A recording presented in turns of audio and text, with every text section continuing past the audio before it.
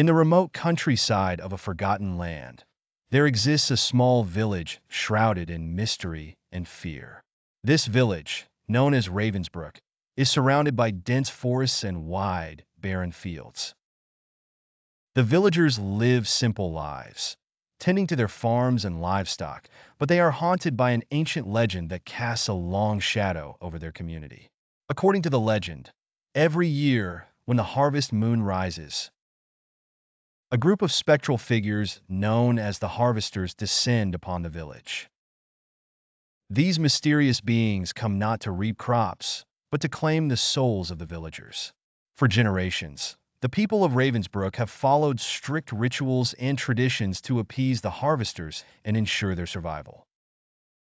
They leave offerings at the edge of the forest, hang protective charms on their doors, and avoid the fields after dark. Despite these precautions, every year, a few villagers disappear without a trace, taken by the harvesters, leaving behind only fear and despair. The story begins with Eliza Hawthorne, a young woman living in Ravensbrook with her younger brother, Samuel.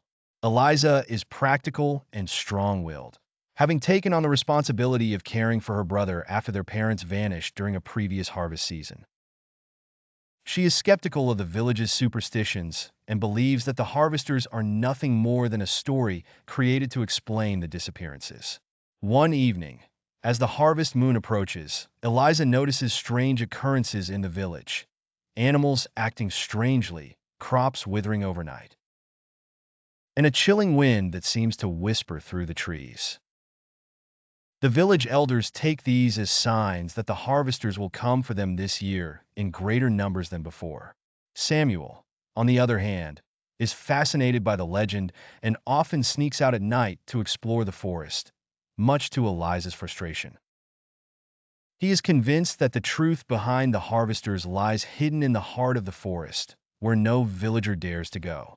As the night of the harvest moon draws near, the tension in Ravensbrook reaches its peak. The villagers gather for the annual harvest festival, a time when they offer thanks for the year's crops and pray for protection from the harvesters. Despite the festive atmosphere, a sense of dread hangs over the celebration. That night, Samuel sneaks out of their cottage to explore the forest, determined to uncover the truth about the harvesters. When Eliza discovers that he is missing, she is overcome with fear and guilt. She immediately sets out to find him, armed with only a lantern and her father's old hunting knife. As Eliza ventures deeper into the forest, she begins to experience the same strange phenomena that have plagued the village: strange noises, shadows that move on their own, and a feeling of being watched. Despite her fear, she presses on, driven by her love for her brother. After hours of searching, Eliza finds Samuel near an ancient, overgrown altar deep in the forest. He is unharmed but frightened, claiming that he saw the harvesters emerging from the shadows. Before they can leave, the air grows cold, and the moonlight reveals the spectral figures of the harvesters surrounding them. In the heart of the city of Umbervale, where the shadows stretch long and the sun rarely pierces the thick clouds, there exists a secret place known only to a select few: the Shadow Market. This hidden marketplace is not like any other.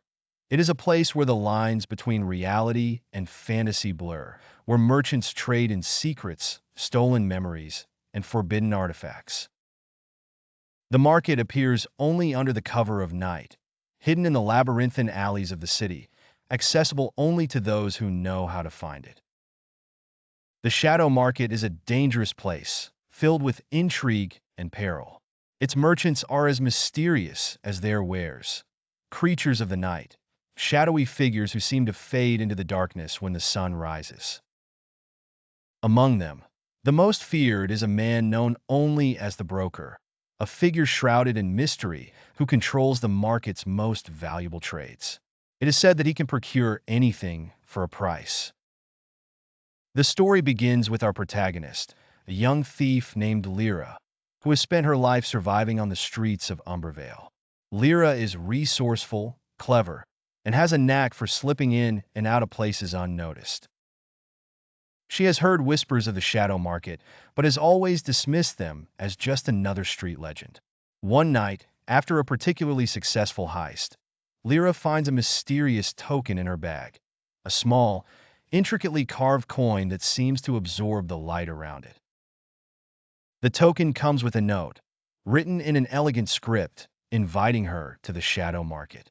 Intrigued and sensing an opportunity, Lyra decides to follow the instructions on the note, leading her deep into the hidden parts of the city.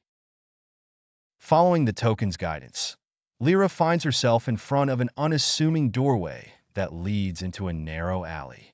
As she steps inside, the world around her seems to shift, and she emerges into a bustling marketplace unlike any she has ever seen.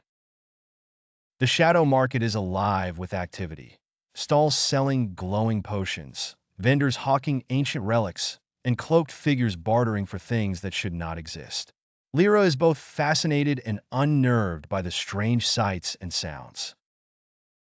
As Lyra explores the market, she is approached by a shadowy figure who introduces himself as the broker. The broker is an enigmatic man with piercing eyes and a voice that seems to echo from every direction. He tells Lyra that he has been watching her for some time and that he has a proposition for her, one that could make her rich beyond her wildest dreams. The broker reveals that he is in possession of a powerful artifact known as the Shadow Key, an object that can unlock any door, including those that lead to other worlds. However, the broker cannot use the key himself. It requires someone with Lyra's particular skills and a certain disregard for the rules. He offers her a deal.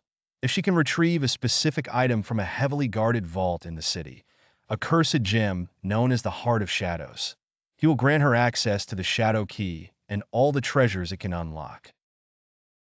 Lyra is tempted by the offer, but is wary of the broker's intentions. However, the promise of wealth and power is too alluring to resist. She agrees to the deal, and the broker provides her with a map and a list of instructions on how to bypass the vault's defenses.